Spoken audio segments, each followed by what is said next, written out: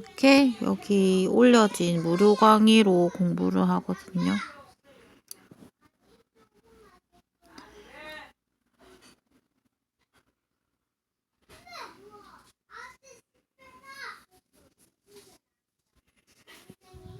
이렇게 사실 공부를 이제 나이가 많아서 그런지 모르겠는데 이렇게 계속 잘 모르는 거를 여러 번 읽어서 머릿속에 새겨 넣는 게 그냥 별 다른 방법은 없는 것 같아요. 그리고 이렇게 뭔가 흐름이 있으면 이렇게 그 시대의 중요한 포인트별로 특징적인 거 이렇게 설명해 주시거든요. 그러면 그런 부분을 따로 정리를 해서 이렇게 공부하는 것. 근데 문제 푸는 방법까지 알려주니까 뭐 저도 사실 머릿속에 이제 좀 내용이 들어있는 것도 아니고 좀 막막해가지고 네, 여러분 안녕하세요. 이런 걸 연미정입니다. 해커스 강의 이런 거 오늘은요 들어요. 고려시대 후반부 정치사 마무리를 짓고요. 그 다음에 분야사 파트로 들어가겠습니다. 분야사 중에서 경제사와 사회사, 궁금해하니까 고려시대에 어떻게 어떤 하는지. 특징들이 있는지 내용을 좀 살펴보도록 할게요. 자, 보겠습니다. 먼저 고려시대 후반부의 정치적 상황을 좀 먼저 개괄을 해드리면요. 자, 후반부에 자, 무신집권을 무신과 정면을 기준점으로 해서 우리가 후반부의 상황을 살펴봐야 공민왕의 되는데요. 포인트. 자, 우리 외부의 침략이 있었다. 자, 외부에 몽골의 침입이 있었다라고 하는 거. 그래서 요 시기가 언제냐면 무신이 집권했는데 안정기로 들어가는 최후 집권 시기 때 몽골의 침입이 있어 왔고요. 우리는 결국 이 몽골족하고의 화의에 의해서 우리는 결국 이 시기의 정치적인 상황은 간섭기로 들어가게 됩니다. 우리가 장기 항전을 하게 되잖아요. 6차에 걸쳐서. 그래서 결국에 우리가 이 시기를 식민지라고 하지는 않아요. 고려의 어떤 풍습이라든지 주권 자체를 그대로 유지시킨 채 어떤 간접적인 통치만 들어오게 됩니다. 그래서 우리가 이 시기를 간섭기라고 부르게 되는데요. 이 시기에 등장하는 왕들의 그래서 이 묘호명도 좀 남다릅니다. 자, 그래서 보시면 원간섭기부터 우리 최초의 말하자면 몽골인 공주하고의 혼인을 처음으로 했던 충렬왕, 그다음에 충선왕, 그다음에 충모광. 조금 더 들어갈게요. 자, 보시면 민왕 이렇게 되는데요. 자, 여러분들이 요 시기에 보시면 이런 어떻게 요거는 이제 충입니다. 충성한다, 충심을 보인다. 어디에 충심을 보이는 걸까요? 그렇죠. 여기 원에 충심을 보이는 왕들이라고 보시면 되겠어요.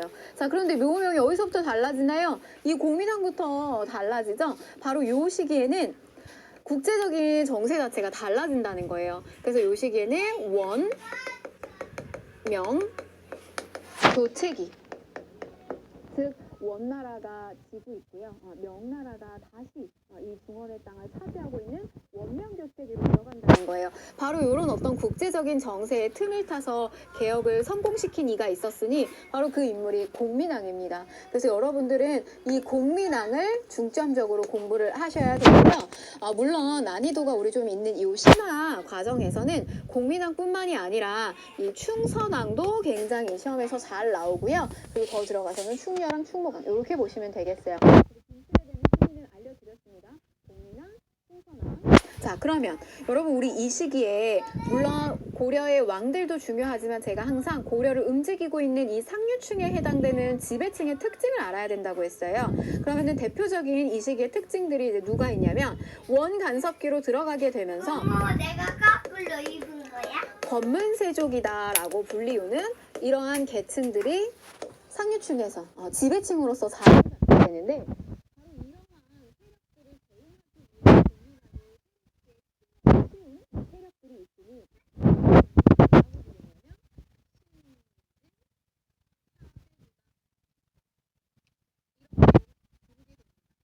그래서 여러분들 보시면 이 앞시기부터요. 권문세족도 비슷해요. 문벌귀족의 일부 세력이 여기로 들어오기도 하고 그 다음에 이 무신정변 쪽에서 이 무신정권의 또 일부 세력이 이 권문세족으로 들어오고요. 그러나 이 권문세족에서 무엇보다도 막강한 세력을 누리고 있었던 어떤 그 구성원들은 바로 이 원나라의 친한 세력들, 빌붙은 세력이죠. 이런 친원파 세력들이 굉장히 많은 비중을 차지하고 있어요. 그래서 주로 이제 음사라든지 뭐 이런 것들을 가지고 또 정권을 누리기도 하고 도병마사라든지 이런 걸 가지고 권력을 누리는데 이런 계층하고는 기질적으로 달라요. 이 신분은 우리 지방호족 향리화 만들어줬잖아요. 그 향리의 자제들이 과거 시험을 거쳐서 유학 공부를 통해서 능력제로서 이렇게 들어오는 새로운 계층을 이렇게 신진사대부다라고 불리웁니다. 그래서 이런 세력들을 의도적으로 키우게 되는데 결국 우리가 이 시기는 고려 말에서 조선이라고 하는 나라로 넘어가잖아요. 이 조선이라고 하는 나라로 이제 넘어가는 그런 어떤 시기적 상황에 놓여져 있는데 이 신진사대부는 후반부가 되면 바로 이 사이에서 신진사대부에서 고려를 그대로 유지시키자, 잘못된 것만 부풀린 것만 고치고 유지시키자라고 하는 온건파대부가 있고요. 아니다. 고려는 이미 썩어 빠질 대로 썩어 빠졌다. 망주의 기운이 들었다. 새로운 나라를 만들어야 된다라고 하는 사대부가 있어요. 바로 이게 우리 마치 신라 말에서 고려로 들어갈 때 호족과 등을 돌린 육두품 세력이 만나서 고려라고 하는 나라가 탄생된 것처럼 이 후반부에도 신진사대부 중에서도 아주 급진적인 요 급진파와 그 다음에 여러분 이 후반부에는 홍건적과 왜구가 계속해서 끊임없이 우리를 괴롭혔잖아요. 그런데 그 홍건적과 왜구를 진압한 새로운 계층을 우리가 뭐라고 불렀냐면 신흥, 무인 세력이라고 불렀습니다. 그래서 바로 이 신흥, 무인 세력과 그다음에 이 급진파 세력 사이에 이 둘 사이의 전쟁을 통해서 결국 조선이라고 하는 나라를 탄생시킨다. 이렇게 보시면 되겠어요. 이게 후반부의 정치적인 상황입니다. 자, 그러면 들어가실게요. 자, 원나라의 내정관서. 우리는 이때 고려하고 어떤 원나라의 관계를 뭐라고 했냐면 부마국 체제다 이렇게 불렀습니다. 이 부마국 체제다라고 하는 건 뭐냐면 사위의 나라란 뜻이에요. 그래서 원나라에서는 우리 고려가 사위의 나라예요. 그러면 원나라에서 누굴 보내준 거예요? 공주를 보내준 거죠. 그래서 몽골인 공주를 보내주게 되는데 고려의 왕이 원나라의 공주하고 결혼을 하게 되면서 근데 사실 이제 저게 보면 말이 혼인이지 결국 저것도 여러분 정략 결혼이란 말이죠. 그러니까 왕이 꼼짝을 못하는 거예요. 어렸을 때부터 원나라의 여러 가지 교육이라든지 이런 것들을 세대 교육을 받으면서 옆에 누굴 딸려서 보내는 거예요? 이 몽골인 공주를 딸려서 보내는 거예요. 그럼 여러분 이 몽골인 공주의 입장에서도 한번 좀 생각을 해볼까요? 어땠을 것 같아요, 입장이?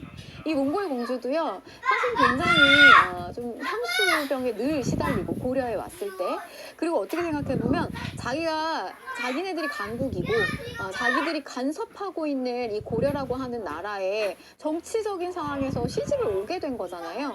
그러니까 뭔가 이렇게 애정이나 사랑으로서 온 것이 아니기 때문에 이 어떤 왕의 어떤 정치적이나 그리고 자꾸 이렇게 반원 정책을 피려고 하는 고려의 왕들이 이게 이렇게 사랑으로서 감싸주기는 굉장히 어려웠을 거예요.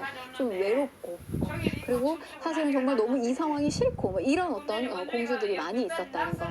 결국 이 말은 무슨 말이냐면 고려의 왕은 개혁 정책을 펼치려고 해도 바로 이런 어떤 몽골인 공주들하고의 사이가 별로 좋지 않았던 이런 정치적인 상황들 때문에 이게 개혁을 한다라고 하는 게 쉬운 일이 아니었다는 거죠. 자, 원나라의 명령에 따라서 국왕도 쉽게 바뀌게 되고요. 중앙 관제와 왕실의 호칭 자체가 완전히 바닥에 떨어지게 됩니다. 자, 이 성이요. 우리 중앙통치제도 배웠습니다. 이 중앙통치기구에는 중서문화성과 상서성이 있었는데 그거를 그냥 통폐합시킨 거예요. 첨의부. 자, 이부, 호부, 예부, 형부 이렇게 6개의 부가 있었어요. 그런데 우리 이부하고 예부는 그냥 합쳐버리고요. 그 다음에 공부는 없앴어요. 그래서 육부를 그냥 사사체제로다가 만들어버리게 됩니다. 또 중시원을 밀직사, 왕의 호칭은 더욱더 떨어지게 되는데 충성할 충자를 붙여요. 충여랑, 충선왕, 충모강. 자, 그 다음에 폐하를 저하, 전하 낮춰 부르고요. 태자를 클태자예요. 세자. 네. 또 선지. 선지는 이게 뭔가 임금의 명이거든요. 근데 여기 이제 널리 뭐 영향을 끼치다, 베풀다 이런 한자식의 표현인데 선지를 왕지, 왕의 명령. 나중에 우리는 이거 바꿉니다. 뭐 교지 뭐 이런 식으로 바뀌기도 하고요. 자, 그다음에 짐을 스스로를 부를 때 이게 짐을 고로 이렇게 낮춰 부르는 식으로 가게 된다는 거. 자, 그다음 정동행성인데요. 이 정동행성은 말 그대로 동쪽을 정벌하는 행성입니다. 그럼 동쪽을 정벌한다. 고려 입장에서 더 동쪽은 어디냐면 일본을 이야기하는 거예요. 역시 우리 예전에 그 삼별초가 외교문서 보냈잖아요. 고려 처음에 이렇게 공격하고 있지만 그 다음에 타깃은 일본이다라고 하면서 우리가 합심해서 같이 가자 이런 외교문서를 보냈었어요. 역시 그 이야기처럼 우리 고려를 정복하고 난 다음에 결국에는 이 일본을 정복하러 이 정동행성을 설치해서 보내게 됩니다. 충렬왕 무렵에요. 약 2차에 걸쳐서 보내게 돼요. 그런데 결국 일본 원정은 실패로 끝나게 됩니다. 신풍을 만나게 돼요. 일본에서 이거 신풍이라고 얘기하거든요. 훗날 이 태풍에 의해서 결국에는 이 어떤 그 수군이 전부 다 전복을 하게 돼요. 근데 이 수군이 전복하게 되는데 만드는 이 태풍 신풍이라고 하는 것을 일본에서 뭐라고 부르냐면 하늘이 우리를 도왔다. 신풍 또는 가미카제 이렇게 부릅니다. 그래서 나중에 우리 2차 세계대전을 가게 되면 그 끝까지 이렇게 항전을 하게 되는 어떤 그런 자폭 어머, 부대 근데 있잖아요. 이거 가미카제, 뽀로로 이런 요플레시까 그냥 여기에서 요플레시까? 이제 또 따온 말이라는 거. 자, 그래서 결국에는 이거는 실패를 하게 돼요. 빠밤 그런데 뽀로로 이 정동행성 했습니다. 안에 사법기구에 해당되는 청렬할 때 우원소라고 설치. 하는 우와 사법기구가 뽀로로 있어요. 맛있죠. 근데 이게 기구가 실패를 하게 되니까 오히려 남겨진 이 이문소라고 하는 사법기구가 고려의 내정을 간섭하게 되는 어머, 기구로서 응? 자리를 루피. 잡는다는 거. 뽀로로요? 이문소. 루피네 루피. 자, 그다음에 원나라는 우리를 내정 다 먹고 간섭하기 먹지. 위해서 감찰관으로서 고무당해도. 이제 요런 다루가 근데 저기 아빠가 하게 잤다. 됩니다. 그러니까 직접 와서 네 식민지를 닮았다, 잡는 루피. 건 아니기 때문에 저렇게 다루가치를 파견해서 우리를 네 간접적인 루피 같이 통치를 했다는 생겼네. 거고 기본적으로 우리는 원 간섭기예요. 그러나 이게 사실 말이 간섭기지 실제로는 여러 가지 부분에서 뭐 왕실이라든지 중앙관제가 격화된다든지 많은 그 침탈을 받게 되거든요. 그런데 이제 이런 여러 가지의 어떤 그 간섭 중에서 영토에 대한 직접적인 상실이 이루어진 곳도 있어요. 나머지는 다 그대로 보존했는데 바로 그 지역이 어디냐면 자, 촬영 이북의 땅이다라고 하는 화주 지역에 쌍성 총관부를 설치하고요. 자, 그다음에 동령부가 있습니다. 자, 그다음에 또 하나 제주에 탐납 총관부가 있어요. 바로 이 세 개의 부가 통치 기관이 설치된 그냥 이 자이언티 지역은 아들 같이 생겼다. 영토에 대한 직접적인 상실이 이루어졌다는 거. 어머 안 나와? 그럼 여러분 맞아. 이런 이거 식의 뜯어야죠. 침탈을 우리가 지금 앞에서 제가 개괄해 드렸던 것처럼 이 뜯어야 돼? 개혁하려고 하는 뜯어야 군주들이 이런 것들을 다시 원래대로 돌리려고 하는 잠깐만 시도를 이거 하는 들고 거예요. 있어봐. 근데 이제 그런 시도를 요 공민왕을 중점적으로 좀 보시면 좋다는 거예요. 이렇게 들고 있어봐. 아이고. 자, 그 다음에 이렇게 이제 나라가 그렇게 들고 한 있어. 아니, 수백 년을 빛이. 갖게 되면 우리 이거 들고 일제강점기도 똑같아요. 어떤 수탈이 이루어졌냐 두 가지로 나눠서 살펴볼 수 있거든요. 인적 수탈과 물적 수탈이에요. 인적 수탈은 말 그대로 사람, 이 사람을 완전히 다 빼앗아 가는 거예요. 젊은 남성들, 뜯었어? 젊은 여성들, 젊은 쭉자야 남성들은요. 나와. 상간으로 많이 끌려가게 되고요. 그 다음에 또 젊은 여성들은 공녀로서 끌려가서 거기서 여러 가지 허드렛 일이나 그 다음에 또 몹쓸 짓을 당하기도 하고요. 뭐 이런 일들이 불거지게 됩니다. 먹어보니까 그런데 또 한편으로는 또 기이한 현상도 일어나요.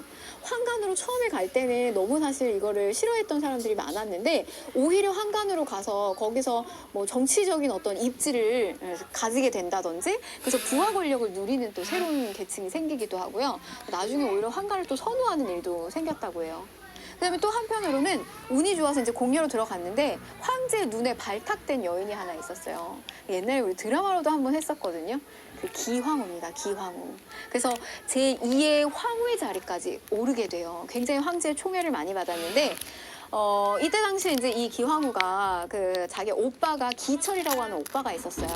근데 자기의 누이 동생이 원나라, 우리 이제 말하자면 이 시기에 삼국에 해당되는 원나라에 가서 제2의 황후의 자리에 앉아 있으니 이 기철은 우리 고려의 왕이 얼마나 우습게 보였겠어요.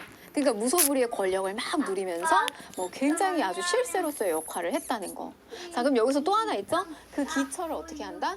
권문세족의 대표격인 인물인 그 기처를 축출해야 되는 것이 이제 이 공민왕 시기 때도 또 나올 수 있겠죠. 자, 공녀로 증발했다는 거, 그 다음에 응방. 여러분들 제가 이제 뭐 환강, 공녀 얘기해서 막 이게 아주 조금 특이한 사례를 이야기 드렸지만 원나라, 대다수의 원의 절대 다수의 내정 고려의 간섭. 민들은 좀 원이 굉장히 나쁜 처참하고 나라네.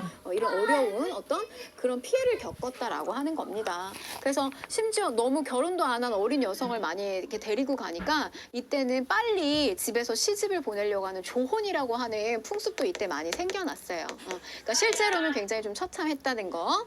자, 그 다음에 매를 증발하기 위한 관청 같은 것들 많이 설치합니다. 그래서 매는 뭔가 사냥용으로도 좋고요. 그 다음에 또 메신저로서의 역할을 할 수도 있는 이 몽골인들이 굉장히 또 필요했어요. 그래서 이 매를 많이 증발하기 위해서 만들어 놓는데 우리나라 이제 곳곳에다가 응방이라고 하는 매를 키우는 이런 기구를 많이 만들었다라고 하는 겁니다. 자, 그러면 원간섭기의 개혁 정치, 국왕을 중심으로 해서 어떻게 저런 원나라의 간섭을 대응했는지를 좀 살펴볼게요. 말하자면 이제 최초의 고려에 그 국제 결혼을 하셨던 왕입니다. 충녀랑 이때 제국대장 공주, 몽골인 공주하고 같이 이 정치를 꾸려 나가게 되는데요. 사이가요, 뭐 좋았을까요? 좋지 않았습니다. 굉장히 사실은 좀 투닥거림이 많았는데, 심지어 이 제국대장 공주는 그 많은 또 신료들이 보는 앞에서 자기에 대한 좀 대접이 좀 시원치 않았다, 좀 홀대했다라고 해서 충녀랑에 이렇게 뺨을 때리는 일도 있었다라고 해요. 그러니까 그 정도로 사실 굉장히 좀 무시를 좀 당하는 어떤 그런 상황이었고, 개혁 정치가 쉽지 않았다는 거죠. 자, 전민 변정 도감 설치해요. 이 전은 토지, 그 다음에 민은 백성 민자인데 이 전은 땅은 전부 누가 다 많이 가져갔냐면 권문세족이 다 많이 가져갔고 그 다음에 저 백성은 전부 노비가 돼가지고 권문세족 밑에 노비로 많이 들어가 있었다는 거예요. 그러니까 권문세족의 힘이 너무 세지는데 그걸 어떻게 한다? 변정, 올바르게 돌리는 임시기구라고 하는 뜻이에요. 전민변정도감 누가 싫어했을까요? 권문세족이 싫어했겠죠. 그래서 저게 사실 여러분 얘를 조금 더 난이도 올려서 들어가게 되면 저건 충렬왕 때부터 생긴 건 아니고 원종 시기 때부터 충렬왕 때 계속 생겼다가 없어졌다가 또 생겼다가 없어졌다 이걸 반복을 해요. 사실 성공은 잘 이루지는 못했어요. 근데 저게 언제 다시 나오게 되냐면 공민왕 때 다시 나오게 됩니다. 자, 그 다음에 영토를 회복을 해요. 빼앗겼던 동령부와 탕나 총관부 일대의 지역을 일시적으로 회복을 합니다. 이거는 몽골 쪽에서 반환을 해줘요. 원나라 쪽에서. 충렬왕 때 동령부, 탐나 총관부. 근데 어디가 남았죠? 쌍성 총관부가 남았어요. 그래서 그 쌍성 총관부는 나중에 공민왕 시기 때 우리가 무력으로 탈환을 하게 됩니다. 자, 다음 충선왕인데요. 충렬왕, 충선왕. 자, 충선왕 시기 때 개혁기구라고 생각하시면 돼요. 왕의 명령을 받고 내보내는 역할을 하는 사림원이 있습니다. 사림원. 자, 그리고 이 충선왕 같은 경우는요, 뭐라고 해야 될까요? 이 최초의 어떤 그 혼혈이라고 생각하시면 돼요. 어떻게 몽골의 입장에서는 굉장히 귀한 혈통이었어요. 아버지는 충렬왕이었고 어머니가 제국대장 공주. 그래서 바로 이 몽골인과 고려인 사이에서 나온 어떻게 보면 몽골 입장에서 굉장히 귀한 손이 바로 충선왕이었습니다. 충선왕.